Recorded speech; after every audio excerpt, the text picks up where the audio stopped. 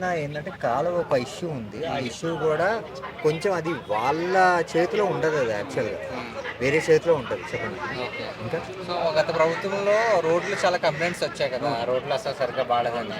ఇప్పుడు ఓకేనా అంటారా? పర్లేదా? రోడ్ లేదన్న, సంక్రాంతి పోయినప్పుడు రై రై అని వెళ్ళిపోయాము ఇక. హ్మ్. గత ప్రభుత్వం ఏం చేసిందన్న? ఏం చేయలేదు అసలు హ్మ్. యాక్చువల్గా.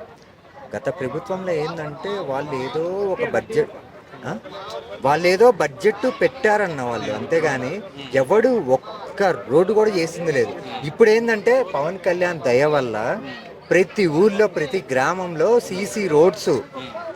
నీకు ఎక్కడెక్కడ ఉన్నా కూడా సీసీ రోడ్స్ ప్రతి గ్రామంలో ప్రతి వీధిలో వెళ్ళిపోయా అన్న. దానికైతే నేను హ్యాపీగా ఫీల్ అవుతాను. సో, స్వతంత్రం వచ్చిన తర్వాత కూడా రోడ్లు చూడలేని వ్యక్తులు ఈ ప్రభుత్వ హయాంలో రోడ్లయితే చూస్తారు. గిరిజన పక్క ప్రాంతాల్లో కూడా పక్క ఇచ్చారు కదా! దానికి మీరు పక్క పక్క హ్మ్. పక్క దమ్ముతో చెప్తా, పక్క ఎలా అనిపిస్తుంది మరి? పక్క అన్న.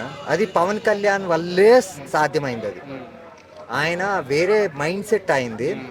ఆయన ఒకప్పుడు 2018లోనే ఎప్పుడు హ్మ్. ఎలక్షన్స్ ముందు వచ్చినప్పుడు ఆ అటవీ గ్రామంలోకి వెళ్ళినప్పుడు పాపం ఆయన ఆ మనుషుల్ని చూసి ఇక్కడికి తాగునీటి లేదు, హ్మ్.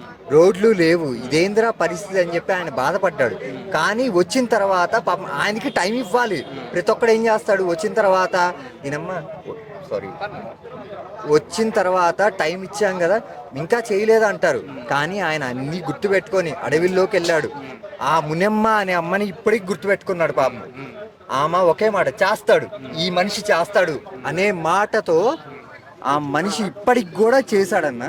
వాళ్ళ ఇంటికి తీసుకెళ్ళాడు, కొలాయి నీళ్లు తీసుకెళ్ళాడు, రోడ్డు తీసుకెళ్ళాడు, అన్నీ తీసుకెళ్ళాడు. ఆ మనిషి వేరు. కూటమి ప్రభుత్వం అంటే వేరు. సో, మరి నెక్స్ట్ వచ్చే ఎన్నికల్లో జగన్ గారు గెలిచే అవకాశం ఉందంటారా? అది పాలిటిక్స్ అనేది వేరే విధంగా ఉంటుంది అన్న. ఆగన్నా చెప్తుంటే మధ్యలో అడుగుతున్నా. క్వశ్చన్కి దీనికి రిలేటెడ్గా ఉండాలి కదా. రిపీట్ అన్న, నెక్స్ట్ మళ్ళీ జగన్ గారు వచ్చే అవకాశం ఉందంటారా? అది ఎట్లుంటుందంటే అన్న, పాలిటిక్స్ అనేది మనం చెప్పలేము.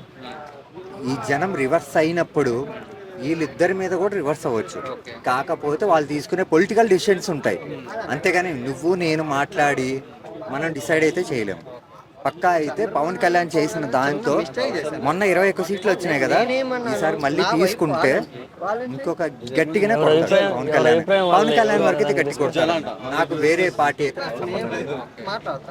ఓకే, మొత్తానికి కూటమి బెస్ట్ అంటారా? వైఎస్ఆర్సీపీ కాంగ్రెస్ పార్టీ బెస్ట్ అంటారా? ఎస్ఐసిపి ఏం చేసింది? టు బీ ఫ్రాంక్ చెప్తున్నా, ఏం చేసింది చెప్పు? ఏమీ చేయలే. టు బీ ఫ్రాంక్ చెప్పాలంటే సోమరిపోతుంది చేసింది అంతే. నాకైతే వైఎస్ఆర్సీపీ నచ్చల, వీళ్ళైతే నచ్చారు అంతే. ఇంకా నీ ఇష్టం అన్న, అది నువ్వు ఎట్లనే మాట్లాడు. Thank you.